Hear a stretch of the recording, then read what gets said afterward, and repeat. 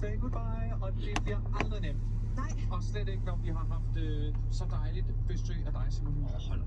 Ja, men det er sgu rigtigt. Det er fandme rigtigt. Det er en fornøjelse, selvom det var første gang. Det er en af de der første gange, hvor man tænker, det vil jeg gerne prøve igen. Ja. Det gjorde ikke ondt. Det blødte ikke. Så vidt jeg ved. Hvad? Hvorfor betyder det ikke var rart? Det første fik sig gratis. Lige præcis. Ja. Hvad sagde det en junkie til den anden? Den fikser jeg. Yeah!